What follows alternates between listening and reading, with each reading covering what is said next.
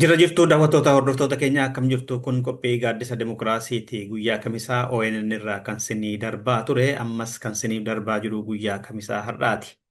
Guyyaa kamisaa qophiin gaaddisa dimokiraasii haala yeroo irratti xiyyeeffatee waan adda addaa kan dimokiraasii dhimmoota hawaasummaa, dinagdee, siyaasaa, nageenyaan kanaan wal qabatu irratti kan Oromiyaa Impaayera Itoophiyaa keessa jiru gaanfa Afrikaa addunyaa kanaan dura baroota dheeraadhaaf dhiyeessinaa turre irraa har'aas haala yeroo Impaayera Itoophiyaa fi Oromoo keessa jiran irratti kan haasa'u ta'a. Daawwattoota hordoftoota keenya hanga xumuraatti na waliin tura kanan jedhu Handasuu Dulaati. Mata dureen irratti mari'annu maraan martuu Itoophiyaa fi Oromoo ka jedhudha.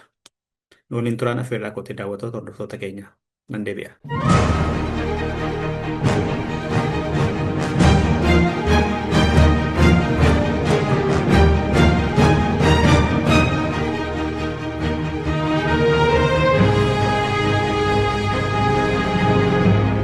Hayya deebi'eera mata dureen keenya har'aa kan inni xiyyeeffatu akkuma amman jedhe waa'ee maraan martooti. Maraan martoo sirnoota Itoophiyaa kan bulchaa turan erga impaayerri Itoophiyaa boca har'a qabdu kana qabattee warri bulchaa turan keessa darban maal wal fakkaatuu qabu.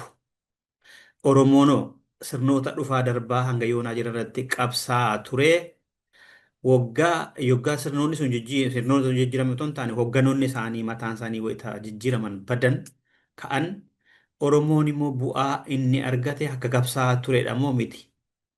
Tapha Arsenaalii wal fakkaatamu wal hin fakkaatu kan jedhu sana faanadha kan haasa'uuf deemu. Kanaaf hanga xumuraatti nu waliin turaadha kan ani jedhu ammas irra deebi'een daawwattoota hordoftoota keenya. Mee amma wanti amma impaayerri Itoophiyaa fi gaanfa Afrikaa keessa jiran haa laallu. Gaanfa Afrikaa yoo akka waliigalaatti ilaalle biyyi nagaa qabdu yoo jiraate biyyoota gaanfa Afrikaa keessaa Jibuutii taate malee biyyi nagaa qabdu hin jirtu. Sumaaleen lola keessa jirti. Waggaa dheeraadhaaf. Eertiraan keessisaas allisaas nagaan qabdu. Alarraa Itoophiyaa wajjin walitti gaarreeffataa walitti qarataa jiru dheeboo. Keessisaa riphee loltootaatiin muddamee lolamaa jira. Waraana meeshaa bitatee waraana leenjisee hammuma qabu warra duratti soorama baasillee deebisaa jira. Itoophiyaan yeroo kamiyyuu caalaa immoo keessi ishees alli ishees nagaa dhabdee goolama guddaa keessa jirti. Keessaan lola waggaa 8 fixe. Waraanni bilisummaa Oromoo kan inni dhalate 1976 haa jalqabu 74 haa jalqabu malee inni amma ani waggaa 7-8 jedhu kuni bara 2018 as jechuu kooti. Namoonni baay'een akkasitti lakkaa'aa waan ta'eef erga mootummaan obbo Dr. Abiyyi aangootti dhufanii as waraanni bilisummaa Oromoo bifa addaan uf ijaaree mootummaa sirna impaayeraa tiksu kana faana lolatti erga kan aynaatiin baay'inaan teknooloojiin jabaatee itti deemaa jiru lolli guddaan Oromiyaa keessatti godhamaa jiru gara waggaa 8 waan ta'eefidha.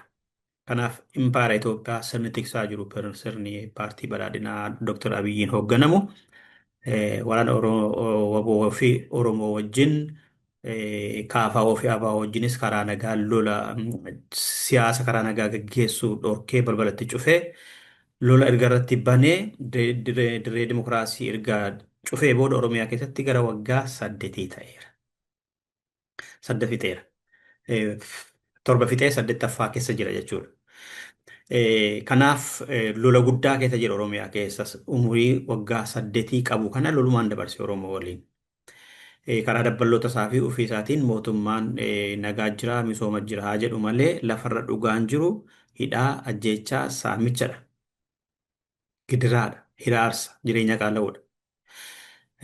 Akkuma aangootti baheen waggaa tokko boodas adda bilisummaa uummata Tigraay fi naannicha faana duratti galee lola waggaa lamaan gara uummanni waliigala dimshaashumatti kan naannoo Affaarii fi Tigraay keessaa naannoo Amaaraa keessaa dabalatee garee lamaa fi uummata siivilii dabalatee gara miiliyoona tokkotti ta'uu uummanni dhumee qabeenya guddaa barbadaa'e. Ammas deebi'anii walitti jalqabuuf lola ka'uudhaaf qarqararra gaheera. Ogaadeniyaa faana akkasi. Sumaalee faana, Sudaan faana, Eertiraa faana nagaan qabu. Jibuutii faanas gaafii walitti dallanu. Hanga yoonaa kan isaan walitti bu'anii hin beekamne Keeniyaa qofadha. Sudaan lafa qabattee jirti. 2020 kaasee naannoo Amaaraa Gondor irraa Sudaan kibbaa naannoo kibba dhiyaa Itoophiyaa fi Gaambeellaa keessa lafa qabattee jirti. Garuu Sudaan kibbaa fi Sudaanitti waa'ee daangaatiin hin kaafne mootummaan kun. Kanas ta'e sana mootummaan kun nagaadha hin qabu. Akka jedhu misoomnii fi wanniinis akka dhufnetti jireenyis qaala'aa akka jirutti jaarmiyaan maallaqa addunyaa fi baankiin addunyaa uummanni biyya keessaa dubbataa isaan sunis ibsaa jiru. Kanaaf gaanfa Afrikaa gaaddisa lolaa keessa akka jirtu biyyoonni addunyaa akka beeksisaa jiran adda bilisummaa uummata Tigraay fi Eertiraa mootummaan Itoophiyaa dabaree dabareetiin mootummoota gamtoomanitti xalaa barreeffataa jiru. Nuu beekaa, nuu argaa, lolli nurratti banamuu fi waliin jedhaa jiru lamaan isaanii. Mootummaan Itoophiyaa deddeebisee gola mootummoota gamtoomanitti xalaa barreessee Eertiraa fi wayyaaneen faannoo ijaaranii na lolaa jiru. Diina keenyaaf meeshaa ta'anii baandonni kan akka waraana bilisummaa Oromoo faannoo fi TPLF'n diina inni kaa Itoophiyaa faana ta'anii biyya diigaa jiru jedhee xalaa barreeffataa karaa dabballoota isaa fi sabaa himaalee hedduu labansiisaa jira. Muddama keessa jira. Karaa jiraalota isaa fi karaa mootummaa mataa mataa isaa dabalatee akka lolli godhamu asabdeeffannaa sababa jedhuun muddama keessa galeera mootummaan Itoophiyaa. Eertiraanis kana walii gadi fiigdee gara Ijiptiis deemtee gara Iraanis harka lafa jalaan deemtee akkuma mootummaa Itoophiyaa meeshaa bitataati jirti. Mootummaan Itoophiyaas biyyoota Raashiyaa fi Yugoslaaviyaa irraa ciccaban irraa meeshaa bitataa. Iraanii fi Iraanii miti duraan Iraan irraa ture Turkii ture amma immoo Emireet irraa fi Emireetota gamtaa Arabaa fi ofiisaas oomishadhaa jira diroonii sababa jedhuun. As Awurooppaarraas biyyoota Yugoslaaviyaa fi Raashiyaa irraa caccaban irraa meeshaa bitataa akka jiru sabaa himaaleen addunyaa ifatti gabaasaadha jiru. Kana walumaa galatti cuunfine gaanfi Afrikaa addatti immoo impaayarri Itoophiyaa fi Eertiraan lola keessa galuudhaaf akka duumessi lolaa jirutti ibsataa jiru guddinaan dubbatamaa jira waraana gara daangaatti butatanii jiru. Haalli amma jiru haala lola fakkaatudha. Lola ka'uudhaaf kan deemu kan fakkaatudha. Lolatti galuu hin galanii isa jedhu keessa ammaaf galuun barbaachisaa miti. Galuu danda'u, galuu dhiisuu ni danda'u. Wal doorsisuu fakkaata. Mootummaan Itoophiyaa lolatti akka fakkaatu kana akka jedhu kana silaa otoo seena ta'e qaata seene. Garuu amma jedhee dhaadhatu kan lolatti dafee galuun fakkaatu. Maaliif keessa gallaan isa galaafatuu ni mala. Keessattuu waraanni lafoosaa baay'ina haa qabaatu malee fedhii waraana isaatiin waraanni isaa humnaan waanta qabameef gariin dargaggoonni humnaan qabamanii waan geeffamaniif muuxannoo waan dhabaniif leenjiin gahaa waan hin kennamneef miindaadhaa fi sodaadhaan lolu malee kaayyoodhaaf waan hin lolleef dafee daakamuu ni mala ta'a. Yookaan immoo akka waraana warra wayyaanii fi warra shaabiyaa muuxannoo dhabuurraa warri muuxannoo qaban waraanni mootummaa Itoophiyaa lola naannoo Tigraay kan 2020 hanga 2022tti godhame keessa waan jalaa miidhamaniif kan amma jiran ajajoota yoo ta'e malee waraanni lafoo baay'eensaa muuxannoon qabu waan jedhamuuf akka yaadetti dhiibee dhaqee mo'uu dhiisuun itti ulfaatuu mala mootummaa kanatti. Biyya keessaa woboo lolaa faannoo lolaa. Tigraay cabsee shaabiyaas cabsee asab qabachuun wanta laayyoo ta'uu dhiisuu ni mala lafoodhaan. Meeshaa ammayyaa teknooloojiidhaan isa jedhuun caaluu ni mala garuu shaabiyaanis guddaa bitataa jira. Kanas ta'e sana akka jedhamu kana dafanii walitti galuu dhiisuu ni malu. Lolli ka'uu dhiisuu ni mala shaabiyaa faana kallattiidhaan. Alkallattiitiin garuu lolli jira ammayyuu shaabiyaa fi mootummaa impaayera Itoophiyaa bulchaa jiru bilchiginnaa waliin. Waan naannoo Amaaraa keessatti godhamu, naanni wayyaaneen keessatti godhamu, maqaa Piriitooriyaa hojiirra ooluu didee fi maal maaliin qabatee wanti godhamu duubaan harka dhedheeratutu jira. Mootummaan Itoophiyaa asaban deeffadha jedhee dhaadachuun kun kan wayyaanee fi duuba jiran humnoonni eeggaa ilaalaman. Kan lola kana barbaadu dhuguma shaabiyaa fi wayyaaneen gara tokko ta'anii faannoo faana. Ufuma isaanii yaadanii murteeffataniitu immoo humna duubaan jiru jira yoo jedhame. Gareetu jira kan jechisiisu garee tokkotu jechisiisa. Mootummaan Itoophiyaa kan seeraan mootummaan kanaan dura ture muree dabarsee kenne Asab. Inni kun nan deeffadha jedhee amma kana dhaadachuunsaa, hamma kana of tuuluunsaa, amma kana meeshaa bitadhee leenjee ijaarrachaan jira jedhee hamma kana dhaadachuunsaa dhuguma onnee fi dandeettii murannoo akkuma qabaateetudha moo duubaan humna isa ijaaraa jirutu jira yoo jenne kan duubaan faayidaa mataa isaaniidhaaf jedhanii lola kanatti ibidda qabsiisan ofii isaanii mataa ta'anii garee mootummaa Itoophiyaatiin harka godhatee ummata Itoophiyaa immoo quba godhatee akka isaan wal fixan kan duubaan ijaaru meeshaa kennu maallaqa kennu jajjabeessu gareetu jira.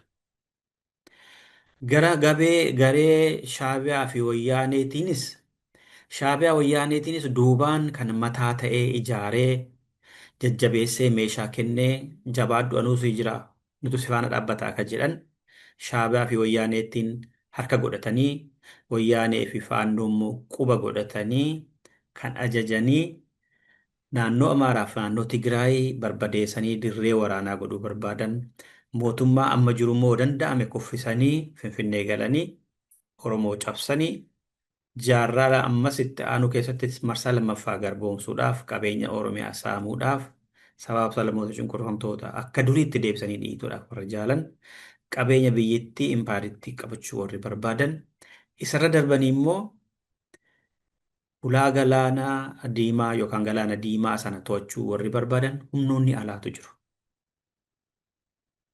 Achi keessa dantaa kallattiidhaan kan qabdu Ijiptiin jirti. Impaarri sun akka nagaan taane dhimma galaanaa wal qabatee yoo biyyi sun tasgabbooftee guddatte isheef yaaddoo akka ta'u waan beektuuf ulaa galaanaa irratti immoo wal dorgommii Emireeta faana Sudaan miti Saawudiin taasiftu. Isaan sun lama ta'anii duubaan mootummaa kana dhahuudhaaf kan ijaaranii sochoosantu jiru gareen tokko. Isaaniin dura kan dhaabbattu immoo ammas Saawudii faana wal dorgomtu sulula galaana giddu galaa keessatti kan dorgomtu garuu sulula galaana giddu galaa keessatti walitti bu'uu waan tan feeneef ofii isaanii kallattiin wal waraanuu waan hin feeneef dirree biyya biraa ala Itoophiyaa fi gaanfa Afrikaa dirree waraanaa godhanii galaana diimaa to'achuu ka barbaadan. Albuuda, boba'aa, warqee, uraaneemii, qonna Afrikaa irraa argachuu ka barbaadan wal dorgommiin Saawudii fi gamtaa Emireetota Arabaa jidduutti taasifamu. Haalli amma impaara Itoophiyaa fi Eertiraa jidduutti mul'atu akka dhalatu godhaniiru. Emireetiin mataa taatee mootummaa Itoophiyaatiin harka godhattee wajaqsiisaa jirti, onnee kennaa jirti. Saawudii fi Ijiptiin immoo duubaan Shaabiyaa jajjabeessanii Shaabiyaa harka godhatanii Wayyaanee fi faannootiin immoo quba taasifatanii lolaa jiru, loluudhaaf qophaa'aa jiru. Kanaaf akka mootummaan Itoophiyaa jedhutti ofiisaa yaada isaatiin ka'ee humnaaf qabeenya amma kana horatee nan lolee mo'adhee galaana deebisaa kun ulaa galaanaa fedhiin haa jiraatu malee humna qabaachuu hin danda'u. Duubaan Emireetii waan jirtuuf. Emireet immoo Eertiraa seenteetu Eertiraan ari'atee baaseera. Asab qabattee turte. Gaayyamanii lolan. Kanaaf ulaa galaanaa Asab qabachuun wal dorgommuu barbaadu Saawudii fi Emireet. Maaliif biyyoonni gurguddatan kan akka Ameerikaa, Jarmanii, Ixaalii, Faransaayii kun Jibuutiidha jiru. Chaayinaanis jirti. Ijiptiin maqaan ishee Turkeen immoo Sumaalee keessa galteetti. Kanaaf dirree siyaasaa itti wal falman, dirree qabeenyi itti saabamu, dirree aayidooloojiin walitti dorgomu ta'eera gaafii Afrikaa fi galaanni diimaa. Afrikaan ammayyuu iyyeettiidha qabeenya qabdii garuu uf hin dandeenye waan ta'eef dirree irratti gabaa ofii irratti waan oomishan fidanii irratti gatan qabeenya ishee immoo irraa saaman wal nyaachisaa wal waraanaa qabeenya itti saamanidha Afrikaan biyyoota warra qaroomaniif. Kanaaf Turkeen, Ijiptiin, Saawudiin, Emireetiin, Raashiyaan, Chaayinaan, Ameerikaan, Faransaayiin, Jarmaniin hundi isaanii asirratti wal lolu. Saatalaayitiin isaanii gaanfa Afrikaa irra samii keessa oolee bula. Maqaa gargaarsaatiinis hin doorsisu. Maqaa gargaarsaatiinis qabanii dhufanii kennatu. Maqaa liqiitiinis hin doorsisu. Maqaa liqiitiinis keessa galuu barbaadu. Kallattiinis alkallattiinis hidhachiisanii wal waraansisaa jiru.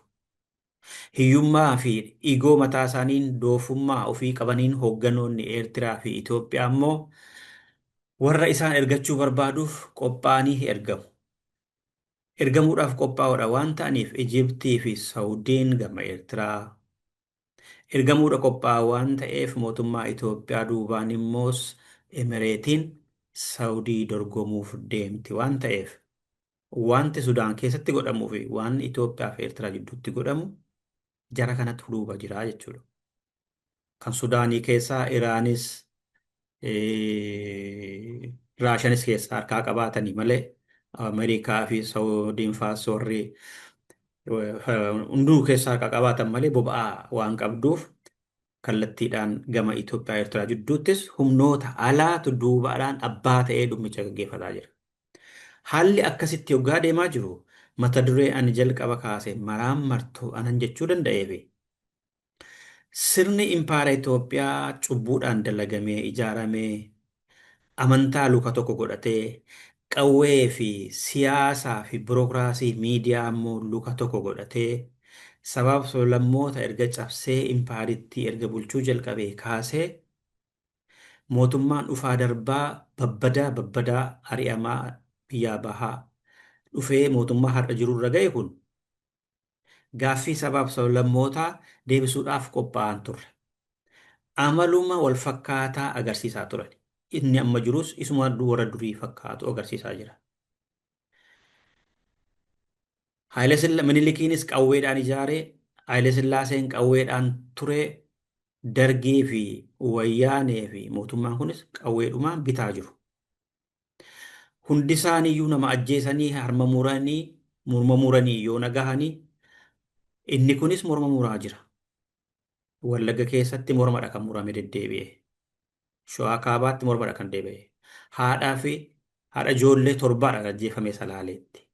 Haadha ijoollee torbaadha kan Karrayyuutti ajjeefamte.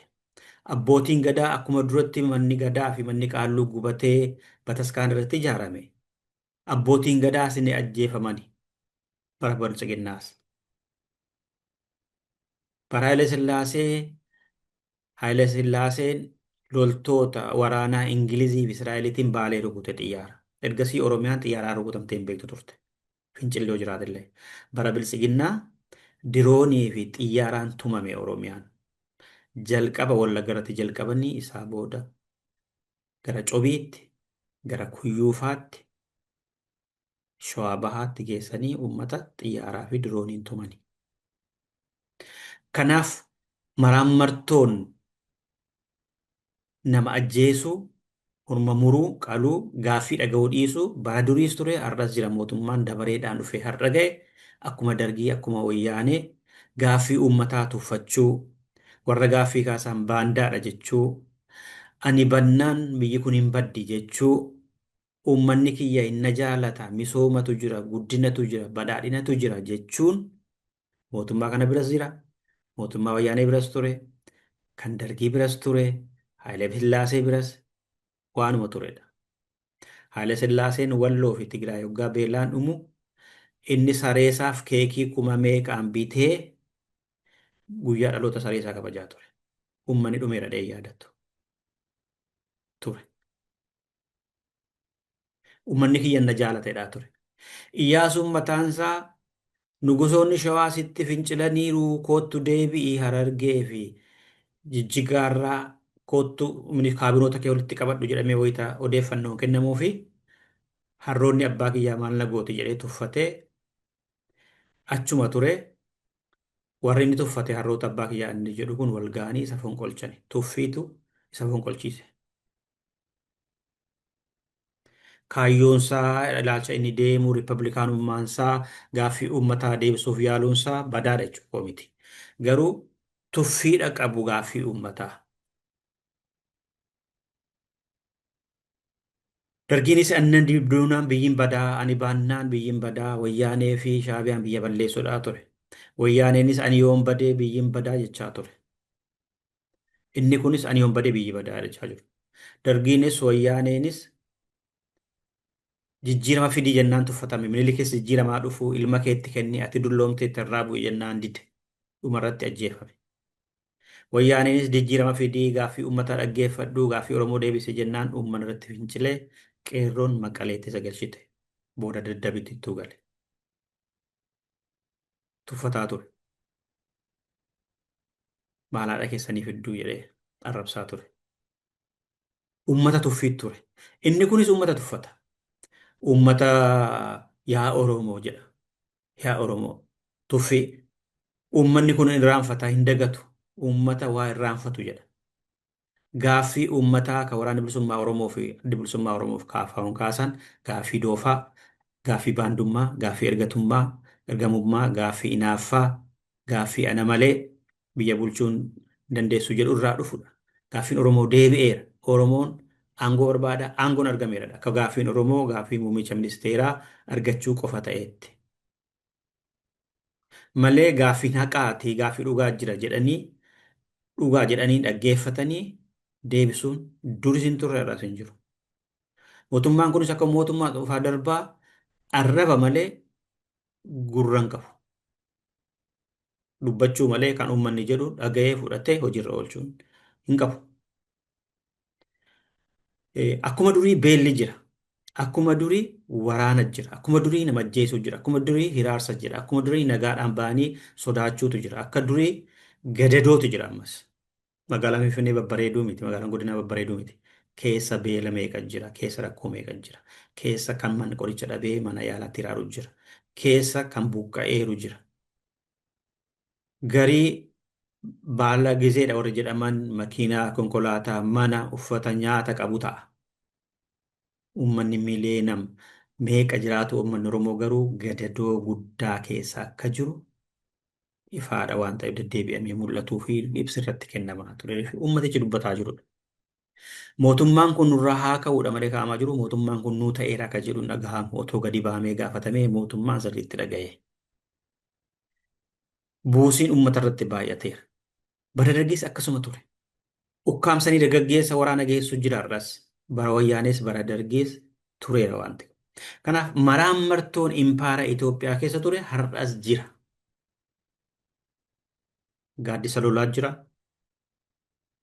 Lola malee hin jiraatanii. Loluma labsaa turanii bara dargiis bara wayyaanes inni kunis loluma labsa. Keessi isaa mootummaan kun Oromootti hirkachuu barbaada malee Oromoodhaan inni waraanaa ture waraanaa jiru. Har'as olola gaggeessaa jira. Akka wanta adda bilisummaa Oromoof KFO yakkamtootaa fi biyya kana diiguu barbaadaniitti olola gaggeessaa waajjiratti cufaa isaanidhaa isaan ajjeesaa uummata saba isaaniitiin hiraarsaa.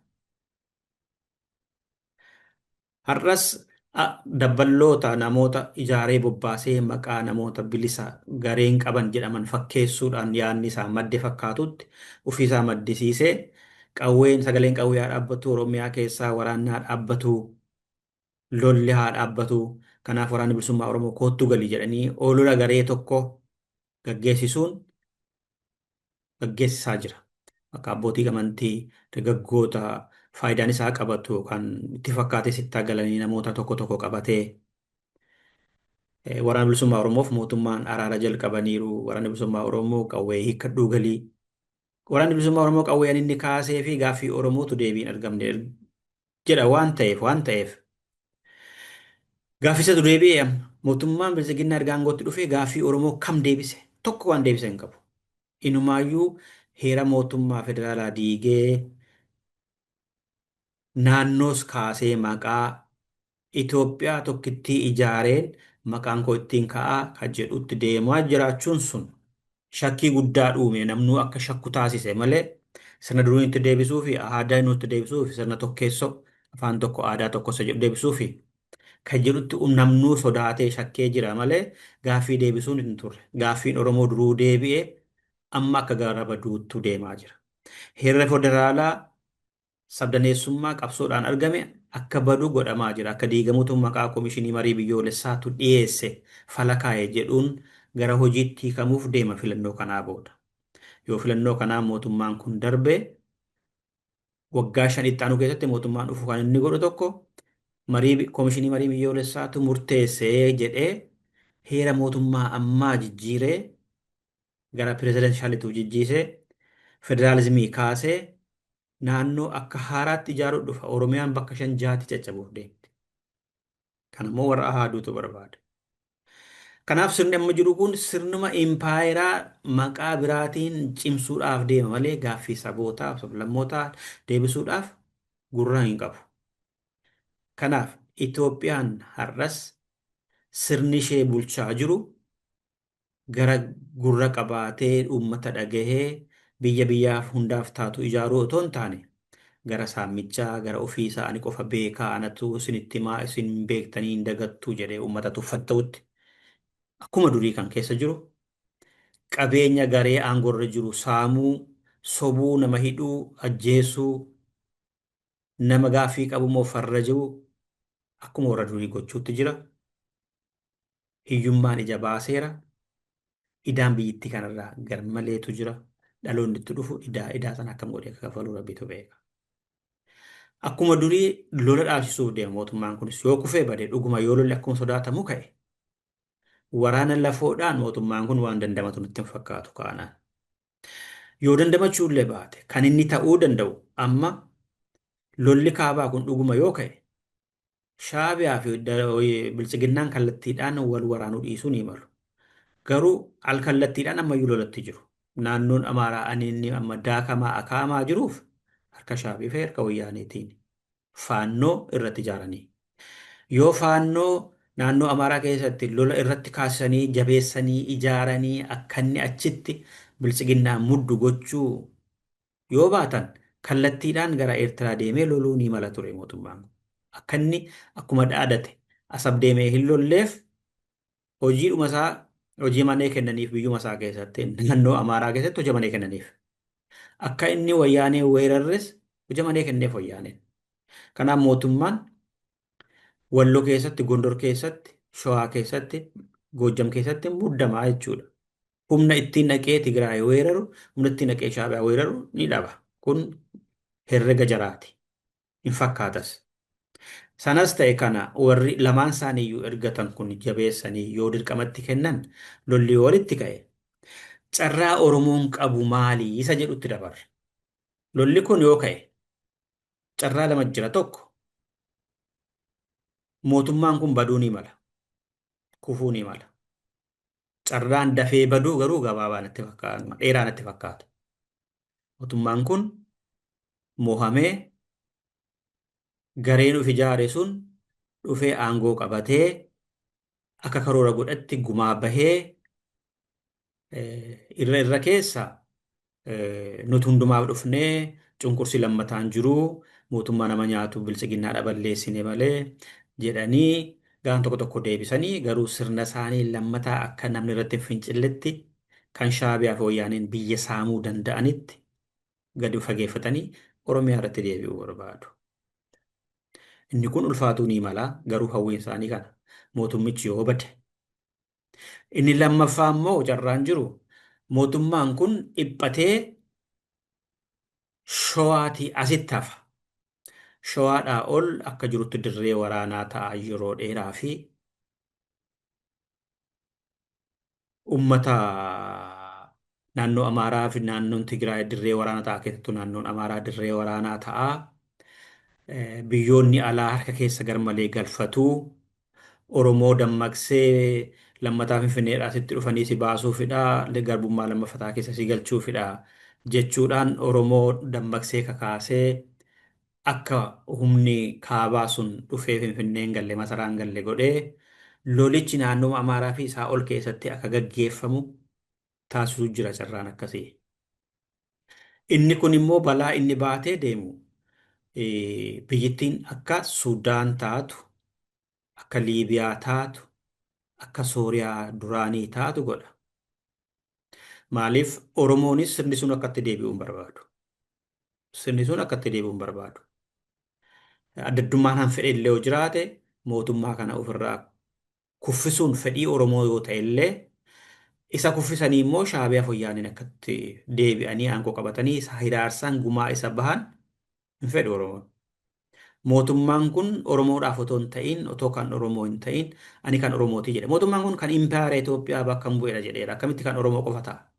Garuu inni akka ilmaan Oromoo ta'eetti, kan Oromoon bakka isa buufatetti, Oromoo walgahii taa'ee filatee, dhaabas filatee, waan isa akka buufatee hin qabu. Yoo mootummaa jedhame kan Itoophiyaa ta'a. Inni garuu kan Oromootti himata. Oromoo jala galee, Oromoo dahatee, akka wanta sirna gadaadhaan bulaa jiru yookaan paartii Oromoo hunduma hirmaachisee Oromoo hundumaatiin bulchaa jiruutti kan Oromooti jedha. Kun immoo balaa qaba. Oromoo ficcisiisa. Oromoo jibbisiiseera.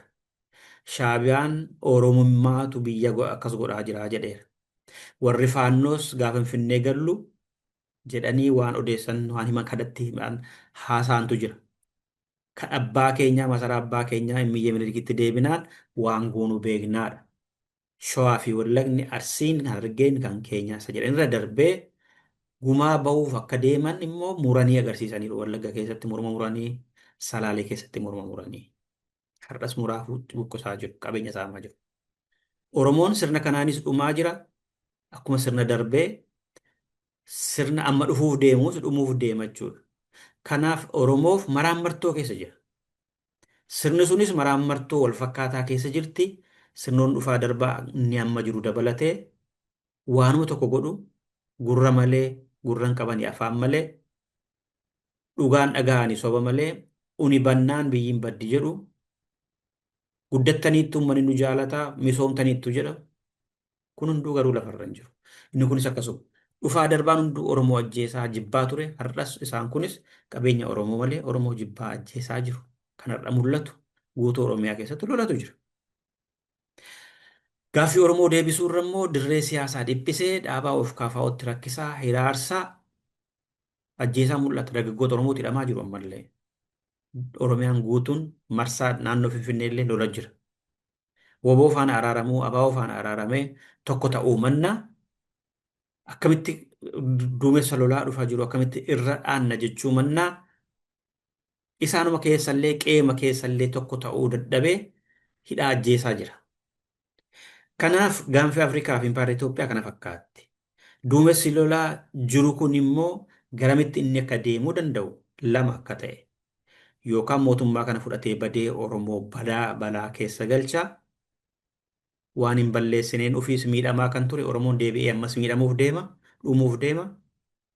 Yookaan immoo yeroo dheeraaf lolichi hammaatee biyyittiin diigamtee carraa Sudaan kanaa, carraa Sooriyaa duraanii, carraa Ijiptii ta'uutu, Ijiptii miti Liibiyaa ta'uutu dhufa. Naannoo Finfinnee fi Shawaa keessatti daangeffamee Shawaatii ol lolichi yeroo dheeraaf ture. Inni Shawaa ga'e sun immoo kibba Oromiyaa dabalatee naannoo biraa hunduma isaa qabeenya isaaf lubbuu isaa galaafata. Akka isaan lola dhaqanii lolichi Shawaa olitti akka daangeffamu taasisa. Lolichi Shawaa olitti daangeffame jechuun uummanni Oromoo nagaa qabaata jechuu miti. Qabeenya isaa fi isatu dhaqee achi keessatti akka lolichi Finfinnee hin geenye akka ittisu taasifa. Kanaaf Oromoof maal wayyaree yoo jenne qabxii sadaffaatti yoo nuuf Oromoof maal wayyaree jedhu haalli impaayerri Itoophiyaa amma keessa jirtu Oromoodhaaf mijataadha. Haalli impaayerri Itoophiyaa keessatti mul'atu biyya Oromiyaa jedhamte ijaarrachuudhaaf mijataadha. Silaa otoo dhaabbileen siyaasaa Oromoo wal hubatanii hayyoonni Oromoo warri baranneerra jedhanis warri uumaadhaan beekumsa qabanis manguddoonis abbootiin qabeenyaas dhimma Oromoof Oromiyaa irratti wal hubannoo irra gahanii kophaa fiiguu baatanii inni daaspooraa jiru mootummaan kun kufeera mootummaa biyyi booda akkamitti beekulchina dhee kophaasaa fiiguu dhiisee otoo jaarmiyaatti hin galiin kophaa fiiga. Otoo jaarmiyaan qabaatiin kophaa biyya bulchuuf fiigan diyaaspooraa jirus. Otoo Oromoon diyaaspooraaf keessa jiru hayyuu fi dargaggeessi haadholiin dargaggoon shamarran Oromiyaa qabanna. Oromiyaan of harka galfanna. Gaaffii bara dheeraa ture deebisuu ni danda'ama jedhanii amananii tokko ta'anii of ijaaranii kan irratti otoo walii galanii Haalli amma jiru impaayera Itoophiyaa keessatti haalli amma jiru kan keessaaf alaan mul'atu Oromiyaa qabachuudhaaf, Oromiyaa deebifachuudhaaf, nagaa buusuudhaaf yoo xiqqaate Oromoon akka weeraramne, Oromootti balaan deebi'ee akka hin dhufne, Wayyaaneenis Shaabiyaanis akka deebi'anii hin dhufne gochuudhaaf haalli ajataadha. Dhaabbileen siyaasaa akka KFO, ABO, Waraanni Bilisummaa Oromoo, namoonni dhaabni siyaasaa akka biraa jiranis, manguddoonis, ayyaantuunis, dargaggeessis, dargaggeettinis, hayyoonni keessaaf alaas kophaa fiiguu, kophaatti yaaduu dhiisanii lakki Itoophiyaa qofa nu baasaa, lakki Oromiyaan nu baasaa isa jedhamu kun hundayyuu gaafata. Kanaaf akka Oromootti taanee Oromoo badii jalaa baraarree biltsiginnaallee as keessa jiraachuu qaba. Fi waraanni raayyaa ittisa biyyaa kan Oromoo ta'an addattu as keessa jiraatanii dursa akka Oromootti yoo jiraannedha. Kan garboomnes, kan bitamnes, kan dhiitamnes akka Oromoottidha. Ammas kan nu dhiituu dhufuuf dabaree kan nu nyaatuu dhufus akka Oromoottidha jedhanii saba kana qaanii keessa hin galchinu. Sababa kana sabni kun sababa keenya akkas qaana'ee miidhame balaan irra ga'e mee walgeenyee Oromoo haa baraarru jedhanii dubbachuu qabu keessa keessa waliin haasa'uu qabu. Inni ala jirus diyaaspooraan gariin Amaara jala galee mootummaa biraa ijaarra mootummaa ce'umsaa jedhaa. Gariin immoo kophaa keenya ijaarrachaa jedhaa. Jaarmiyaa tokko keessa immoo hin jiranii. Otoo jaarmiyaan qabaatiin immoo biyya akkamitti bulchuun beekan ta'ee hin beeku. Jaarmiyaa keessa galanii akkamitti akka biyya qabachuun danda'amu irratti yaadanii igoo dhufii dhiisanii dhaaba ani keessaa baheera dhaabni kun baduu qaba jechuu mannaa dhaaba siyaasaa ijaaramee jirutti galanii biltsiginnaas haa ta'u, KFOs haa ta'u, ABOs haa ta'u, WBOs haa ta'u, WBO fi ABO'n, WBO fi KFO'nis wal ta'anii waraana mootummaa keessas kan jiru qabatanii biltsiginnaa keessaas warra dhimma Oromoof quuqama qaban ijaaranii Oromiyaa lolli amma kun yoo ka'e otoo mootummaa kana fudhatee deemus haa ta'u, kan fudhatee deemus haa ta'u, kan immoo shawaadhaa olitti hafee biyya kana barbadeessee yeroo dheeraadhaaf diigumsa fiduuf deemu kana haa ta'u. Mootummaan kun yoo bades yoommoo shawaa qofatti liqinfamee hafes shawaadhaa gadi qofatti yoo hafes mootummaan kun biyyittiin hin diigamte waan ta'eef biyyi sun yoo diigamte immoo Oromoo irratti jigdi waan ta'eef Oromoon akka sabaatti dhaabbatee lolatee Oromiyaaf Oromoo daangaa isaa kabachiifatee lafa nagaa lafa namni nagaan bahee galu taasisuudha qaba. Mootummaan kun yoo bades yookaan immoo baduu baatee daangeffamee lolichi naannoo Amaaraa fi Tigraay keessatti yoo hafe keettuu naannoo Amaaraa keessatti hafa ta'e biyyittiin hin diigamti naannoof ta'e. Yoo diigamte Oromoo irratti diigamte waan ta'eef Oromoon kan isaa qabatee akka hafu Oromoon ammas akka taphattoota Arsenaalii akka hin taane taphatee yoo geeba bira ga'u xumura bira ga'u kan biraa fudhata geeba isaa. Inni sadarfaadhuma fa'aa arfaffaa fa'aa qabatee hafa. Ammas bara dhufuus akkasuma ta'a. Akkas akka hin taane Oromoon dhaabbilee siyaasaa jiran waraanni bilisummaa Oromoo biltsiginnaa waraana raayyaa ittisa mootummaa keessa jirtan poolisiin Oromiyaa hayyoodha kan jedhamtan biyya keessaa biyya alaa jirtan manguddoon haadholiin dargaggeessi keessattuu qeerroof qarreen jaroota kana dhiibdanii akka isaan gad ta'anii yaadanii wal ijaaranii addaddummaa isaanii gaafa tasgabbaa'insi jiraatee filannoon gaggeeffamee achirratti addaddummaa qabnuutiin dorgomna. Amma garuu waloodhaan baduu dhufa jedhanii uf ijaaranii Oromiyaaf Oromoo qolachuudhaaf irraa diina balaa dhufaa jiru diigumsi Itoophiyaa dhufaa jiru gama lamaaniin iyyuu Oromoo miidha waan ta'eef Oromoo qabachuun Oromiyaa qabachuun Oromiyaa qabannee boru impaayera kana akka biraatti ijaarras yoo jedhame Oromiyaa qabannee hiree murteeffannas yoo jedhame Oromiyaa qabannee hafnas kanaa booda galleera nagaatti waliin jedhas yoo jedhame sanas ta'e kana diigumsaaf badii barbadaa'ina caala dhufaaf deemu cala kana jalaa dandamachuudhaaf Oromoon kan inni fala inni qabu tokkichi wal ijaaruudha. Wal hubachuu danda'uudha. Waliin haasa'uudha. Kan darbe waliin raanfachuudha.